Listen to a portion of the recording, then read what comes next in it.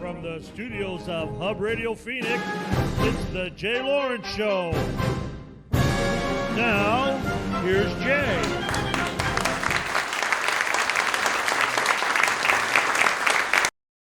Are going down.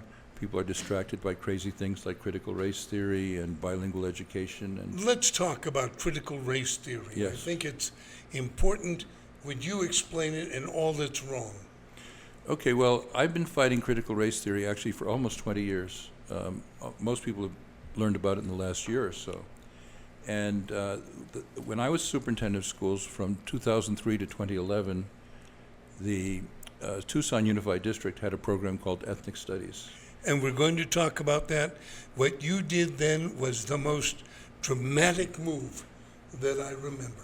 Well, let me tell you what they did. Okay. They divided students by race. If you were white, you went to classroom 1, African American classroom 2, Native American classroom 3, Mexican American classroom 4. They called it Raza Studies, which means the race in Spanish. And part of their curriculum was critical race theory. And I'm the worst enemy that critical race theory has, because I've actually read the whole curriculum. Because Right. I could demand it from the schools when I was superintendent of schools. And let me read to you well, let me first tell you what happened. I wrote a bill to put a stop to it. And it took a couple of years to get it through the legislature. You were so booed when you went to Tucson. They couldn't stand the fact, A, that you knew what it was all about, and B, that you wanted to end it. Well, I used to have to wear a bulletproof vest when I went to Tucson, because they let the kids out of the high school, and there were big mobs looking for me down there. And they actually had a street play called The Killing of Tom Horne. Oh. And there was somebody wore a mask that was my picture, and in the play, at the end of the play, they kill him. So I got the bill through the legislature. It took effect my last day as superintendent of schools. So first thing that morning, I held a meeting with myself, and I declared them to be in violation of that statute. Right. Then that afternoon, I went over to be sworn in as Attorney General, and as Attorney General, I enforced it. And we reached the point where they were going to have their funds cut off. So by a 4-to-1 vote, they eliminated the program of ethnic studies. Part of that curriculum was critical race theory. And Let me just say one thing. yeah, What I remember most was that they were teaching in class anti-American education.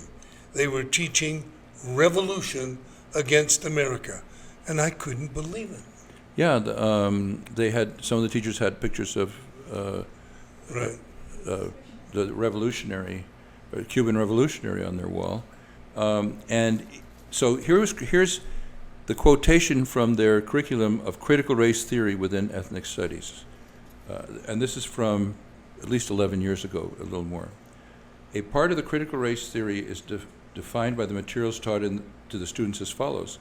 Unlike traditional civil rights, which embraces incrementalism and step-by-step progress, critical race theory questions the very foundation of the liberal order, including equality theory, legal reasoning, Enlightenment rationalism, and neutral principles of constitutional law. What does that mean, Tom, in non-legal terms? Well, Enlightenment rationalism is, during the Enlightenment, 18th century, the time that our Constitution was written, people were starting to use logic. Instead of relying completely on biblical authority, they were starting to use logic and science and reasoning. It was the development of what we think of, it's fundamental now to our civilization, that we respect science and we respect logic and we respect evidence and we respect reasoning and we respect individual autonomy. The individual is not just a cog in the machine of the country, but the individual is what really counts. They're saying they're against that. They're teaching the kids to be against Enlightenment rationalism. They were teaching the kids to be against, it was neutral principles of constitutional law. Constitutional law says, under the 14th Amendment, all people are equal. and you cannot discriminate against people based on race. Let me interrupt for 1 second. One of the things that I remember you were very much involved in was teaching Constitution and Americanism in classes, social studies. They weren't there, and you fought for that. Yeah, I pushed hard on teaching more history as well, Jay. Yes. Can I tell you a little bit about my own biography? That's a Sure. reason for that. My parents were Jewish people living in Warsaw, Poland in the 1930s. And my dad did not go to college, but he loved reading history. And that made him a good interpreter of current events. So he predicted the Nazi invasion of Poland. And he decided to leave. He told all his friends to leave. No one would listen to him. Even my mother, my older sister was already born in Poland. My mother did not want to leave. But in those days, husbands had more authority over their wives than they do now. And Carmen, remember he said that. I've known Carmen for a long time. He made them leave. He made his wife leave, and along with their daughter. And they couldn't get into the United States, so they went to Canada. And they stayed in Canada from 1936 to 1949, about 13 years, until they could come to the United States legally. And I was already born in Canada, and then I was naturalized as an American citizen. And my family survived because my father read history and he could interpret current events. And I believe the survival of the younger generation will depend on their ability to read history and therefore understand current events. And therefore I pushed hard for teaching history in the schools. They don't get that in the schools as much as they should. I know when I was a legislator, we had bills like that come up all the time. And I know we worked for it. And you were the main reason. As superintendent of public instruction, you did some amazing things. Nutrition. Nobody ever thought of that before. You did.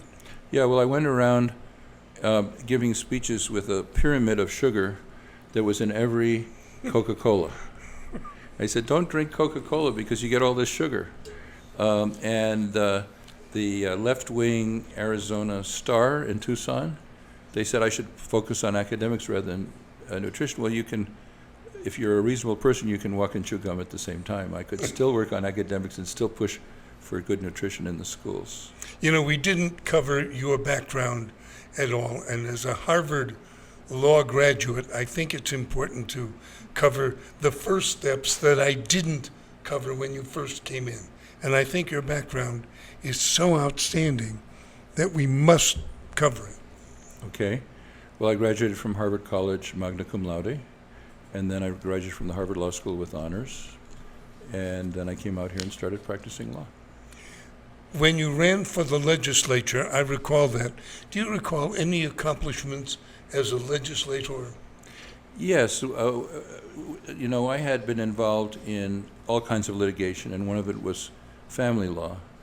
And I noticed that sometimes when a couple was getting divorced, you had a history where the man was dominating the assets and the woman didn't know what they were and didn't have any access to any bank accounts. And so the husband had an advantage in not only in getting a good lawyer, but also doing things for the kids, so the kids would want to be with him. So I got a bill passed, took again a couple of years to get it passed, that said the liquid assets, money, stocks, bonds, and so on, would be divided in the beginning of the divorce rather than afterwards, so that the women would be on an equal level going through the divorce process. Our guest is Tom Horne. Notice I have the bumper sticker. Tom is running for Superintendent of Public Instruction. And if anyone is qualified for that, it's Tom Horne, who served as Superintendent of Public Instruction. One of the things that you really worked for, the importance of kindergarten, the importance of a full day kindergarten. Yeah. Talk about that, Tom. Well, there are lots of studies that showed that the brain develops most quickly when the kids are very young. And these studies showed that if you have all-day kindergarten, they would do better later on. And the business community was very much in favor of it. So I became an advocate at the legislature for it, and it passed. Later on... You mean we did something right? We did a lot of things right, yeah. Later on, when the state went through economic difficulties, especially after 2008 recession, they eliminated that. But I think it was an important achievement. I hope we can do it again. What do we do right and wrong in testing in our schools today, and how can you make changes that are necessary? Okay. Well, testing is necessary as a doctor taking your blood pressure. You have to know where you are. And testing, especially at the end of the year, to see how well students are doing, tells us whether the schools are succeeding or whether they're failing. So we implemented, first of all, testing, and then if the district was not doing well, we would send out a team to help them do better. And if that didn't work, we would take them over. We had the power to take over a district. So the schools didn't report to their school board, they reported to the State Department of Education because they were failing. For example, the Roosevelt School District is a very large poor school district, and they had terrible test scores. And we brought it to the point, we tried to help them at first, it wasn't working, so we brought them to the point of a hearing to take them over, and that got their attention, and they focused on academics, and their test scores went way up. And after I left, they stopped doing that. They stopped helping, and they stopped having the stick of saying, we'll take over if you don't do better with your education, as reflected by the test scores. So part of my platform is to bring that back. If anyone is interested in my platform, it's on electtomhorne.com, 2 T's in the middle, electtomhorne.com. And my advisor, who's a nationally known political advisor, was angry at me because he said I put more detail about my plans in there than 99% of governor candidates and Senate candidates, and no one's going to want to read all that. And I said, that may be, but I think people are entitled to know what I stand for and what I'll do if elected.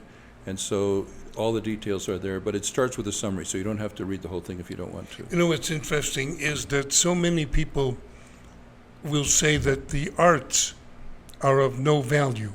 Dump them and do math. Can you do both? Not only can you do both, but there are a lot of studies that show that kids who start doing music do much better in math later on. And there are 2 possible explanations for that. One is that you're using both sides of your brain. You're using the right side of your brain as you do music, and that helps then later on with math. The other possibility is that when you learn to read music, you learn to pay attention to more than one thing at a time. There are different lines, and you have to follow them all. And that develops the students' malleable minds when they're young, so that later on they do much better at math. So I become an advocate of something called STEAM. You've heard of STEM, science, technology, engineering, and mathematics. Well, STEAM is science, technology, engineering, the arts, and mathematics. So I'm trying to change the focus on STEM to a focus on STEAM. You are a piano player. You are a musician, and I've heard you do concert music on piano. So you're not speaking from a I'm way out there point of view. Yeah, I've soloed with several orchestras, actually, playing the piano. Let's take a very quick break. This is Tom Horne. Tom Horne hopefully will be the next superintendent of public instruction, and I'm Jay Lawrence. I'm glad you're here. This is a commercial for an auto dealership. Well, not really. It's a commercial for a salesperson at an auto dealership. The dealership is Wright Toyota on Frank Lloyd Wright. The salesperson is Jason Carter. I want you to remember that name, Jason Carter. My wife and I have bought our last 6 autos from him. I've sent relatives and friends to see Jason at Wright Toyota. If you're financing, Jason will work with the finance department to get you the lowest payments. Jason, here's what you're looking for. He knows what's there on the grounds. He knows where to find the exact automobile for which you're looking. And there's no time limit to his service, so there's no insistence that you buy the automobile he shows you. If it's a new Toyota or a formerly owned auto, any brand, any label, please call Jason Carter, 480-299-6474. Jason Carter, 480-299-6474. To roof work, people ask, Do you know a guy? Let me save you a little time and money. Call me. I'm Lori Clark, owner of Right Way Roofing. Our family started in the roofing business in 1963 on the promise there's only one way, the right way. We protect your roof with thick, waterproof, rubberized asphalt, not felt paper. So when it's time to repair or replace your roof and you need a guy, I'm your girl. We're Right Way Roofing and we do it right. We'll always keep you watertight. You have a great business, terrific products, outstanding services. So where is everybody? It's simple. They don't know you're here. Why not? We didn't tell them. Well, let me introduce you to the Media Maven. She is the expert in getting your advertising message to the right people in the right places for the right prices. She can make your business a household name. She can make this claim because she's been doing this for years for large and small businesses. You need an expert who knows who to talk to and how to make the best deal for your business. She has the right radio and television contacts for your budget, whatever it is. That's Kathy, the Media Maven. She can put you on the map, the one that leads to success and prosperity. Call Kathy, the Media Maven, at 602-524-0947. That's Kathy, the Media Maven, at 602-524-0947. You're watching Jay Lawrence on Hub Radio Phoenix. I am so glad it's nice music, isn't it? Yeah. I am so glad you are here with us. Tom Horne is our guest, running for Superintendent of Public Instruction. Tom, critical race theory, I wish you would elaborate on that. It is so important. Critical race theory is coming up, and people are being asked to vote yes on undoing all that we know about America and equality. Well, if I were a voter and deciding who I wanted to vote for superintendent of schools, I would want to know who's the most qualified to destroy critical race theory. And that's not to be immodest, but that's myself. Yes. Because I did it once, and I know how to do it again. The people who ran ethnic studies, which was a type of critical race theory, and included it in their curriculum, they call themselves neo-Marxists. What that means is this: Marxists believe that all history is understood as class struggle, and you don't have to study anything else. It's a distorted view of history, the oppressors and the oppressed, rich and poor. Neo-Marxists have the same philosophy, but instead of class or economics, rich or poor, it's all about race. So they say the oppressors are the white race and the oppressed are the others, and if you want to study history, that's all you need to know is the struggle against oppression on the basis of race. We're going through a very weird time in America right now, in that race has become so important. And anti-white, there are classes where they actually try to teach you that because you're white, you have something going against you. I can't believe that. Well, there's a reporter, investigative reporter, who studied these. He's found over 1,000 examples. And as early as third grade, they have the kids classify themselves. What race are they? Where do they stand on the oppression spectrum? Are you an oppressor or are you oppressed? Well, if you teach kids that they're oppressed, why should they try? The system's against them. We should teach our kids. The United States of America has more opportunity than any country in the world, and if they work hard, they can do anything they want. But if you teach them they're oppressed, then system's rigged against you, why try? On the other hand, the kids that are supposedly the oppressors, they're supposed to feel guilty 24 hours a day. It's a very destructive, ugly philosophy, and it's spreading like wildfire through the schools right now. And that's why I decided to run for superintendent of schools rather than a different office, because we've got to put a stop to that. We have to do better academically and not have these distractions. China is first in the world on the math tests. The United States is 25th. And if we don't do something fast, then when the future comes, China will be the world power, and the United States will be like Ghana is today. So it's urgent that we do something to eliminate these distractions and to get the focus back on academics. Legislators, I don't think, understand this. I think there are too many examples of legislators who go along with the critical race theory. What would you do as superintendent to fight this encroachment, this unreal attitude toward race? Well, I think there are two paths you could take. The first is what I did last time. We had a Republican majority in the legislature. When we passed a bill to put a stop to it, you couldn't teach kids, you couldn't divide them by race. You couldn't teach them to resent people of different races. You couldn't teach them to be ethnic chauvinists, which it's really racial essentialism. I have a fundamental belief that we're all individuals, and what matters is what we know and what we can do, and not what race we were born into. And I think that's a fundamental American principle, and they're teaching the opposite. If you look at the current super... Let me interrupt you for a second. Do you see a sign that says, "Don't tap on table"? I'm sorry. I want to point out that you're not just happy, you're banging.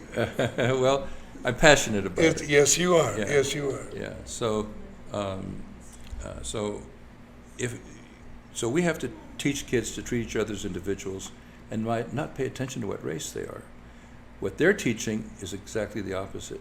They want them to identify what race they are. In fact, if you go on the website of the current superintendent, Catherine Hoffman, and you go to social and emotional learning, which is really which is another distraction, and it's just really a front for critical race theory. And you look at the first video, and they have somebody talking, how do we teach social emotional learning? And they have a guy saying, the first thing we have to teach them is to have them be emotionally healthy is who they are. So we teach them about their race and about their gender. Well, that's not who they are. Who they are is that they're an individual. And so this is a way of racializing people, racial chauvinism, racial essentialism, and we have to stop it because the whole fundamental part of American philosophy is we're all individuals, and it doesn't matter what our race is, where we're from. What matters is what we know and what we can do. Tom, how many more things can you find that are wrong with today's educational system in the state of Arizona? How do we compare, for example, with other states? Not well. Now, when I left office, if you adjust it for demographics, we were about in the middle. I think now we're really toward the bottom, and it's easy to predict that because if you distract people, I'll give you an example. They found somebody who was not able to read and write. So they went back to try to figure out how it happened. Well, his high school teacher was teaching critical race theory all the time. So they're not teaching the kids the academics they need to succeed, and for our country to succeed with people doing that. They're distracted by these left-wing ideologies, and so we're graduating kids that are illiterate. Now, this is another thing in my platform. When I took office back in 2003, the legislature had passed a bill that said, in order to graduate from high school, you had to pass a statewide test. Yes. And they did that because kids were graduating not able to read and write or do math, and so the diploma didn't mean anything. So it passed the legislature, but it wasn't being enforced. I was the first one to enforce it. I was amazed. By the way, I introduced that bill. That was a bill that I introduced, and then it was introduced by another legislator, and they said, we'll go with that one. So I was very much for it, but it wasn't my bill, though I had one that said that. It would have been much better if it was your bill, Jim. So why do I like Tom Horne? Let me count the ways. So the point of it is, and so I want to bring back that requirement, because one of my daughters was a teacher at the time, and kids weren't doing their homework. Parents came in, she would say, your student has to pass the Ames test at that time, which was our statewide test at the time. Your student has to pass the Ames test, or they'll get no high school diploma. They've got to study. And it was a great incentive for the parents to make sure that the kids studied. What happened to Ames? They changed the name of it, and they've changed it a couple of times since. I will tell you, Jay, that I'm the only superintendent in the history that people know that didn't change the test when he took office. Everybody wants to have their own test. You know, it's kind of an ego thing. Right. But the Ames test was started before I got there by Lisa Graham Keegan, and I kept it because I think continuity is important. If you keep changing things, the teachers don't know what they're supposed to do. They learn one thing and all of a sudden they're changing it to something else. I said, the way to have improvement, with school improvement or any other kind of improvement, is to keep what is good and then improve on it, rather than change the whole thing and have to have people start all over again. So I kept the Ames test. Then after I was no longer in office, they started calling it something else again. I happen to like Lisa Graham Keegan.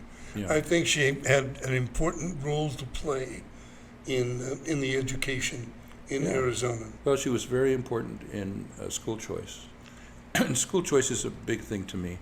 When I was in the legislature, this was back around 1999, I was the chairman of a conference committee on what's called the Education Omnibus Bill, where they put a lot of things in one bill. And the Senate had a provision in there that limited the growth of charter schools. The House didn't have that. So I killed that limit. And as a result, our charter schools grew faster than any state in the nation. When I left office, we had 10% of our kids in charter schools. The second most was Florida with 7%. So we led the nation in school choice. And that gives a lot of choice to parents. It provides schools that can meet kids' needs. I was serving at the time as a school board member. And there's some parents you just couldn't please. They'd keep complaining. And so when they'd keep complaining, I'd say to them, you can send your kid to a charter school, and the state pays for it, and maybe you'll be more satisfied there. And they were happier, and I was happier because they weren't complaining so much. The percentage of children in charter schools is far above what it was then. It is a large part of our education system in Arizona. Private schools are important also. Yeah. Well, I immodestly think that I'm responsible for us not having a limit on charter schools. You may have seen a movie. There was a movie that went around. In New York City, the charter schools were limited. Everybody wanted to get their children into these charter schools that had a good academic record, and they had to do it by lottery. So you had like a 1 in 6 chance of getting into one of these schools. And they showed when they were picking the lottery, everybody was so nervous and crying and all kinds of emotion. They wanted to win the lottery. In Arizona, you don't have to worry about a lottery. Charter schools can grow just as fast as people want them to. Our guest is Tom Horne. Tom is candidate for Superintendent of Public Instruction. I won't cover the T. There, hold it by the corner. And I'm glad you're here tonight. Thank you all. This is the Jay Lawrence Show. We've got so much more coming up with Tom. We're going to take a look at all of the things that are part of his political campaign, all straight ahead.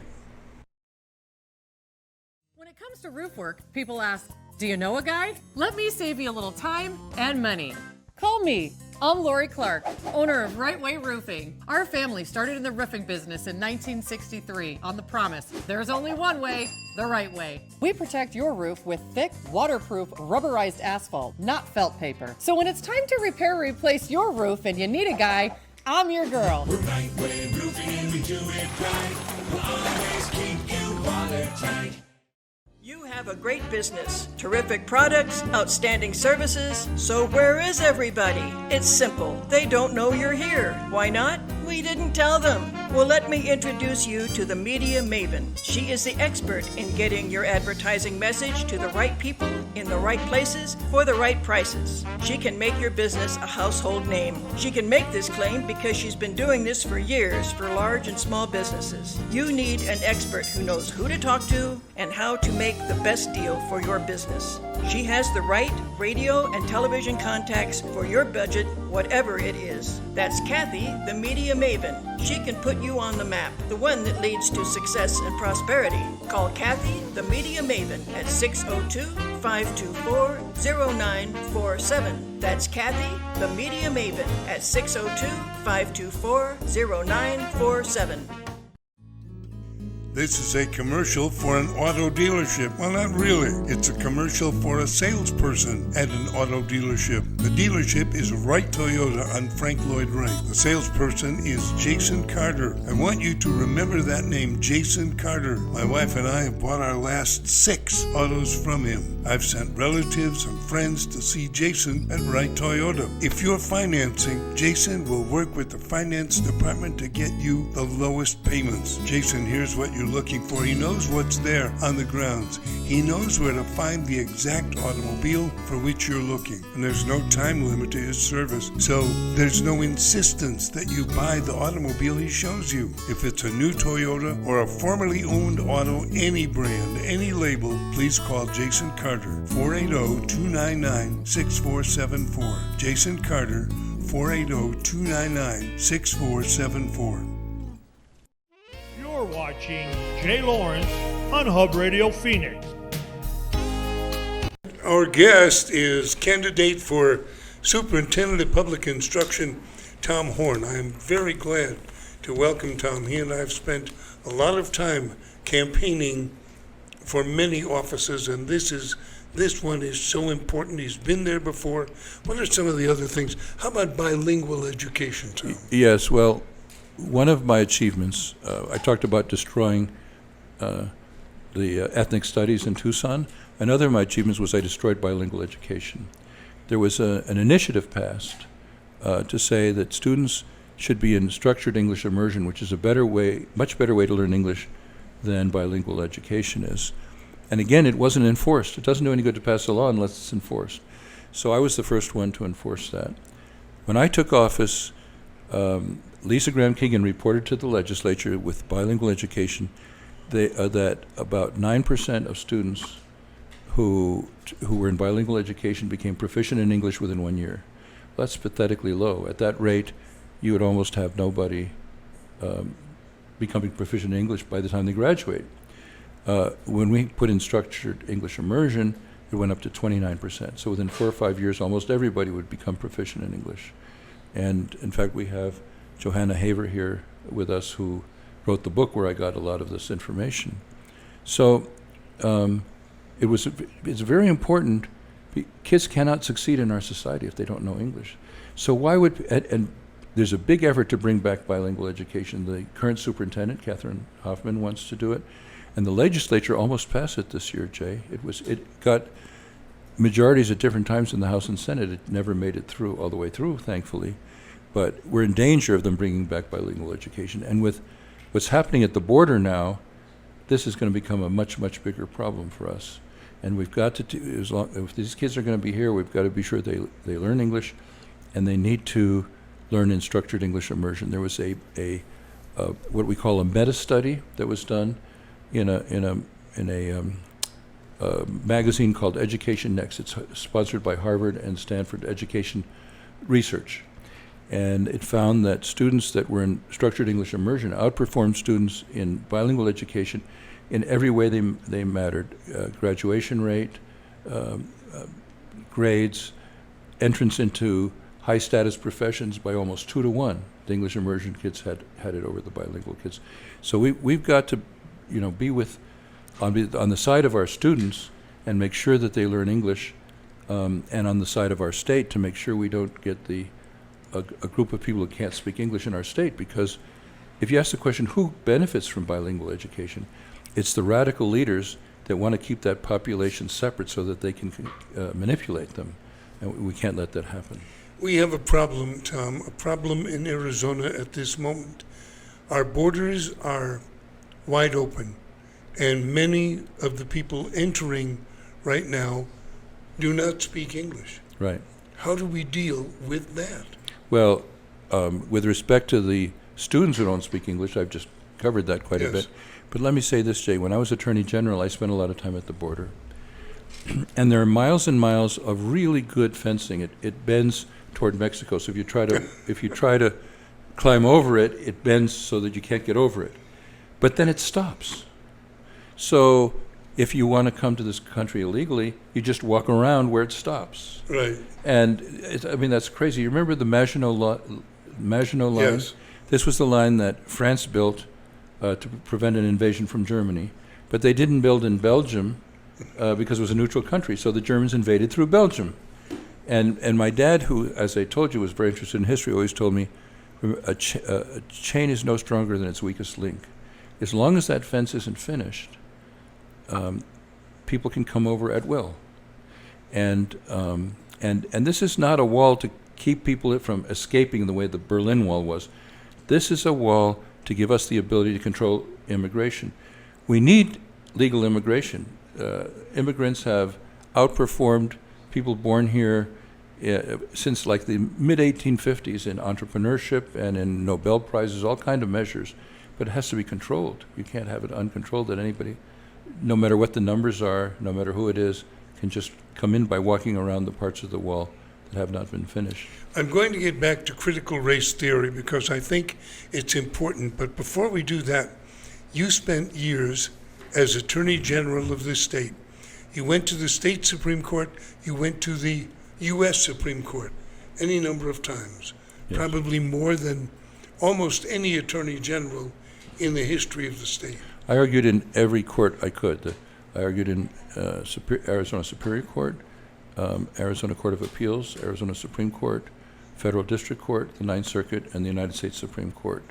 And the reason I did that was I thought, the Arizona Republic once editorialized that the job of the Attorney General is not so much legal, but it's administrative. I don't think that's true. I think the Attorney General has to be a role model for the other lawyers in the office, and he has to show a willingness to fight for the people of Arizona so that they'll have that as a model to do the same thing. So I argued a lot of cases. What were some of the most important cases that you did argue? I know Supreme Court, you had a couple of victories. Yes, one was, I had one involving capital punishment where somebody had committed a very brutal murder. And the family of the victim really wanted to get justice. And the Ninth Circuit, our liberal Ninth Circuit, had ruled that he couldn't get the death penalty because he had deteriorated mentally, and he couldn't help his lawyer in habeas corpus proceedings, which is a collateral attack on state decisions by federal courts. Well, I argued that he doesn't need to help him because they have to go on the record they have. They can't introduce new facts. So I argued that to the U.S. Supreme Court to overrule the Ninth Circuit, and they overruled the Ninth Circuit unanimously. I not only had the 5 conservatives, I had the 4 liberals. They all overruled the Ninth Circuit on this decision, and so the family felt they could get justice. I remember one bad weekend where I spoke on a Friday night to families where children had been killed brutally, and Saturday night to families of police officers who had been killed. And those people need justice. The delay in the Ninth Circuit at that time was about 18 or 19 years before capital punishment would be carried out. And some of them had been on a roller coaster. They thought capital punishment was coming for the guy who had brutally murdered their family member, and then there was for some reason it got postponed, and it was all up and down. And I pushed hard to compress that period and to be sure justice was done as long as we were certain the person was really guilty. I believe there is a disrespect in our society today for law and order. There is a disrespect for the police officers. Is there a way that a superintendent of public instruction can change what's going on in the schools at this moment? Yes. This is a very important issue to me because the war on police makes me absolutely furious. And people are learning. The crime rates have gone way up. And now all of a sudden, mayors in towns like Portland and Seattle and New York and Chicago are trying to hire more police officers after they said... Cut the budgets. After they said, defund the police. Now they're Right. finding out what the consequence of that is. So it really makes me angry. I really... There are some bad apples in any barrel. And when that happens, that they should be removed. And I have brought some major civil rights actions because of that. But overall, I view our police officers as heroes, and every time I pass one on the street, I stop and shake his hand and thank him. Now, what can the superintendent of schools do? What we need to do is lobby the legislature to to re-emphasize in the budget school police officers that are there in the school not only for safety, but also when they're there, the kids become friendly with them, and they learn you can trust a police officer. Right. And I think that would help change the attitude, because this objectifying of police officers as pigs and as the enemy, that can destroy our society. You have to have safety in order to have civilization. Tom, what are some of the other things in your platform that you think are important that we really should cover? Okay, let me give you one example. I never forgot this. A Chinese exchange student at ASU was quoted in the paper as saying, "You put 80% of your efforts into your bottom 20%, and we put 80% of our efforts into our top 20%. Who do you think is going to win that contest?" So what bothered me under No Child Left Behind was we have what I call proficiency obsession in our country. That is, all we care about is getting kids to proficiency. We have to bring kids to excellence. So when I was in the legislature, I got a bill passed that said that the Board of Regents should give a scholarship to any student who excels on 3 or more statewide tests, the Ames test at the time. Well, like everything else, it doesn't do any good to pass a bill if it's not implemented, and this was not implemented. When I became state superintendent of schools, I served on the Board of Regents. That's an automatic position. And so I lobbied the other members, and we implemented this scholarship. The scholarship served as a great incentive because it was objective. If you want to incentivize people, you have to have an objective standard. Subjective scholarships don't mean anything because nobody knows what the rules are. But this was an objective scholarship. And so kids were motivated, but especially parents were motivated to make sure their kids excel so that they'll get the scholarship and college will be free. Well, the university presidents didn't like it because they want to have the discretion, Right. Even though we were only 13% of their scholarships. So they were constantly lobbying to eliminate it. While I was on the Board of Regents, I constantly lobbied to keep it and succeeded in doing that. And we had met many people who went to school free because they excelled. Well, when I left, the presidents had their way and they eliminated this.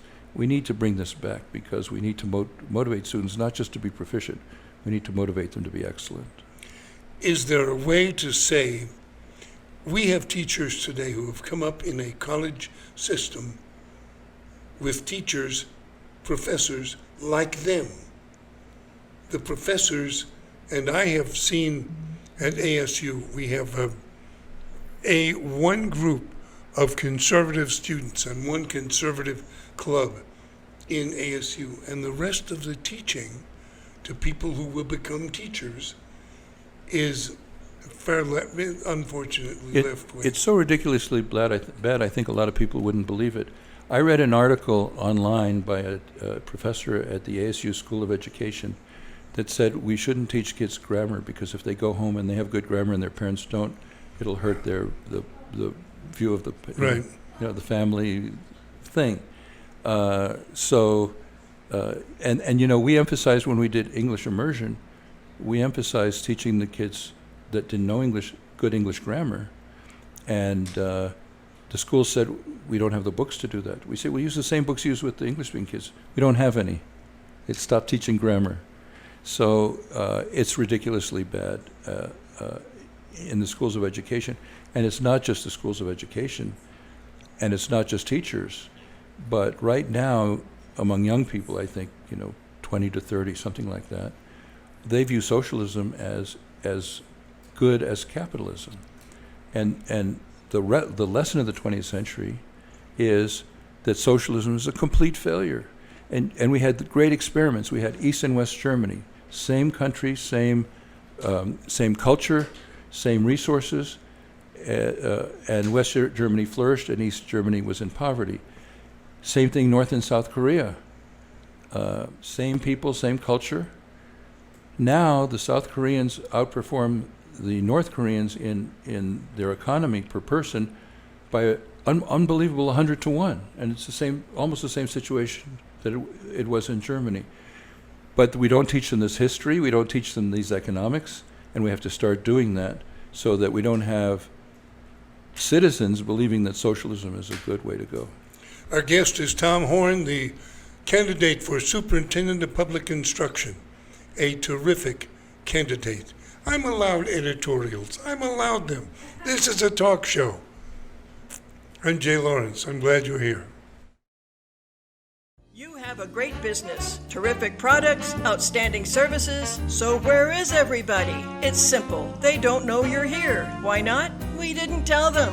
Well, let me introduce you to the media maven. She is the expert in getting your advertising message to the right people in the right places for the right prices. She can make your business a household name. She can make this claim because she's been doing this for years for large and small businesses. You need an expert who knows who to talk to and how to make the best deal for your business. She has the right radio and television contacts for your budget, whatever it is. That's Kathy, the media maven. She can put you on the map, the one that leads to success and prosperity. Call Kathy, the media maven, at 602-524-0947. That's Kathy, the media maven, at 602-524-0947.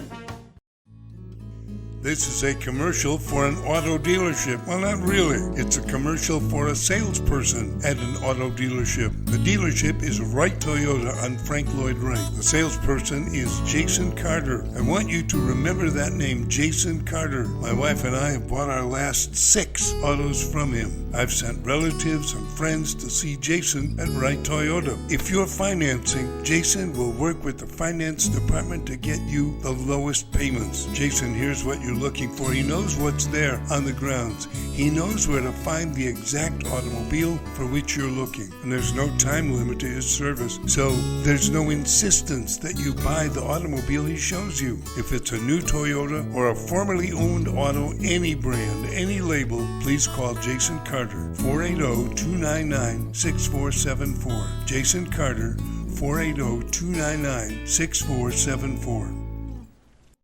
To roof work, people ask, do you know a guy? Let me save you a little time and money. Call me. I'm Lori Clark, owner of Right Way Roofing. Our family started in the roofing business in 1963 on the promise, there's only one way, the right way. We protect your roof with thick, waterproof, rubberized asphalt, not felt paper. So when it's time to repair or replace your roof and you need a guy, I'm your girl. We're Right Way Roofing and we do it right. We'll always keep you watertight. You're watching Jay Lawrence on Hub Radio Phoenix. And I am so glad you're here tonight. Our guest, Tom Horne. I want to deal further with critical race theory, but first of all, the idea of firearms in our society. Tom, is there anything we can say to students that it's okay, that firearms are okay, and there is a way to be safe around them? Well, it's good. It's good if people are around firearms. It's good for them to take courses on how to deal with them safely. But firearms are a way for law-abiding people to protect themselves. If you ban firearms, you won't take them away from the criminals. They'll always get them on the street. But if you take them away from law-abiding people, they can't defend themselves. And there are very interesting studies that show that in counties that have more firearms per person, they have much less crime. Because if you're a criminal, you don't want to try to rob houses where there are a lot of firearms. You want to try to rob them like in New York where they try to prevent people from having firearms. Tom, let's talk about the importance of parents in the education system. I know that's important to you. It is, yeah. The current superintendent, I think, neglects that. She has her left-wing agenda, and she doesn't care what the parents think. But we have to pay attention to what parents want for their children. What do parents want for their children? I don't care what the ethnicity is. And I had a lot of support from the Hispanic community when I was fighting against bilingual education, when I was fighting against Raza studies. They wanted their kids to learn academics so they could succeed in the economy. Parents of all ethnicities, all backgrounds, they want their kids to have a good academic education. And that's really lacking now, and that's what I need to bring back to the schools. We are studying this last election. There are so many criminal events tied to this last election. and we talk about a liberal superintendent of public instruction, Kathy Hoffman, who is as far left as you can go, Yeah. and you, who are a conservative, are we going to see a legal election coming up? We would hope so. Yeah, I think so.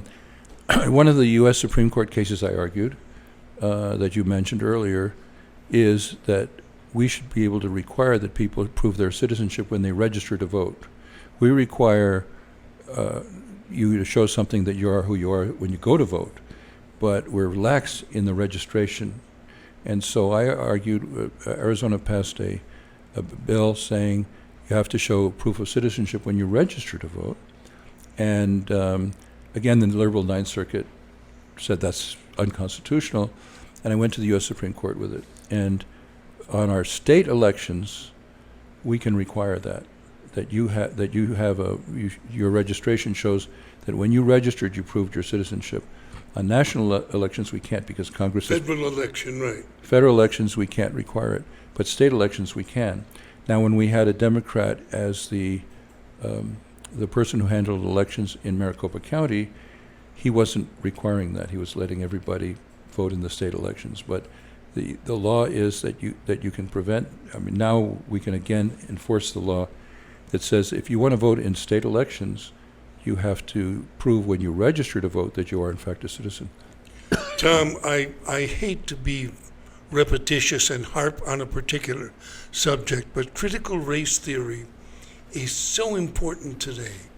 And I know that you have some ways of facing critical race theory as a superintendent of public instruction. Well, I'm pledged to destroy it. I destroyed it once. I'm pledged to destroy it again. But what I'd like to do is tell a little more about to your viewers about just how bad it is. Sure. So, as I had said earlier, I'm the worst enemy that they have because I've read their curriculum. They had a textbook that I read called Occupied America. Occupied America was a textbook. It sings the praises of a leader named Jose Angel Gutierrez, one of whose speeches is described in the textbook as follows. Gutierrez called upon Chicanos to kill the gringo. That's exactly what you were facing in the Tucson Unified School District. Yeah, and then the textbook goes on to say what he really meant was end white control over Mexicans. That's not what he said. He said kill the gringo. They like to change language. You know? Right. Another textbook gloated about the trouble the U.S. is having controlling the border. Here's what they said. Apparently, the U.S. is having as little success in keeping the Mexicans out of Azatlan.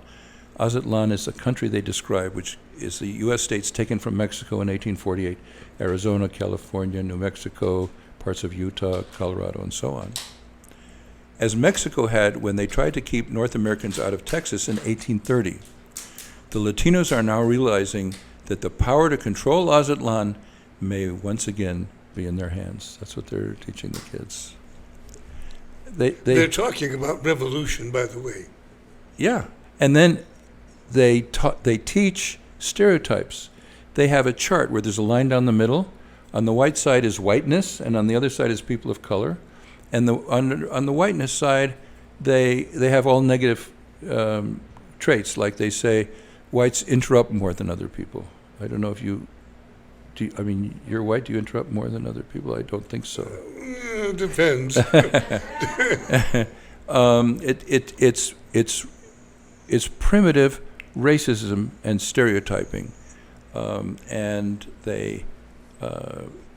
My youngest son at the University of Arizona, he was required to take a diversity class, and the teacher was African American, and he taught the kids that white people are only in it for themselves, and people of color are all brothers. That was what the kind of thing they were teaching. We have to teach the kids. I'm sorry, I almost banged your table, but I avoided it. It was good. We have to teach the kids to treat each other as individuals. Race is completely irrelevant in judging another person. That is going to be difficult to start from the beginning because you're already facing a situation where race is important, where you have a school system teaching people how important being a person of color is as opposed to white. They're actually anti-white in the school system. Yeah, and it's bad for everybody. It's bad for everybody. You can't treat people on the basis of their race. I want to tell you about a Hispanic teacher at one time at Tucson Unified District, who was born in Mexico, and he was an excellent English teacher. Everyone said he was a very academic English course. And he opposed bilingual education. So the director of the La Raza Studies program, the ethnic studies program I told you about, called him the white man's agent. And when this director was a teacher, he taught a separatist political agenda. His students told Ayala that they were taught in Raza Studies to not fall for the white man's traps. That's what they were learning. Another teacher wrote to me, all my sources when I destroyed this program were teachers who saw what was going on. He told me he heard students being told that they need to go to college so they can gain power to take back the stolen land and return it to Mexico. All right. You're elected superintendent of public instruction. Yes. These are things that have all been bred now for a number of years. Where do you start? How do you start? What do you do? Okay, well, I started to say earlier there are two paths to take. One is to get the legislature to pass a bill and enforce the bill to put a stop to this. The other is if you can't get a bill, and the bill that passed this year is very weak. It's not worth the paper it's written on, really. The second way to do it is to say this kind of teaching is unprofessional, and the superintendent, along with the state board, have disciplinary power over teachers. When I was a student, no teacher would tell you what political party they belonged to. They had to be completely objective, teach both sides of issues, teach kids critical thinking. Now these teachers think that their captive classroom is a time to push their political philosophy on the kids in their class. And that, in my opinion, is unprofessional, and they should be disciplined, and if they keep at it, I think they should have their certificate to teach taken away from them. How do you say you can no longer teach your political opinion? Do you just say it that way? You say that when you teach controversial issues, you have to present both sides. I'm in favor of teaching controversial issues. That's a good way to teach kids to think, but you have to give equal time to both sides. Now, when that was... If it's a math class, teach math. Yeah, if it's a math class, teach math, I agree. But if you're talking about in history or civics or English even, you can teach critical issues. I mean, the best course I've ever taken, including when I was at Harvard, was in high school, a history course, where we read something called the Amherst series, which were books that had essays giving different views of the same issue. The Turner theory of the frontier, or the Beard theory of the Constitution being based on economics, or whatever it was. We read essays contradicting each other, and we learned critical thinking. That's what we have to bring back, and not use the classroom as a captive audience for these left-wing teachers to push their propaganda. Must there be a way to teach young people the importance of the Constitution?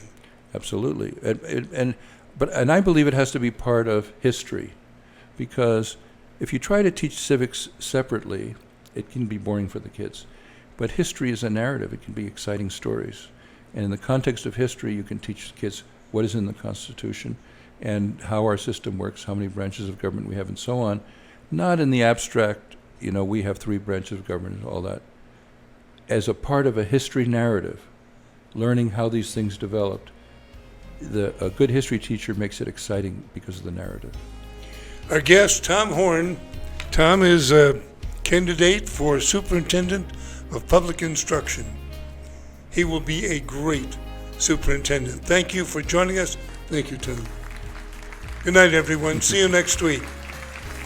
Mark Fincham will be our guest next week.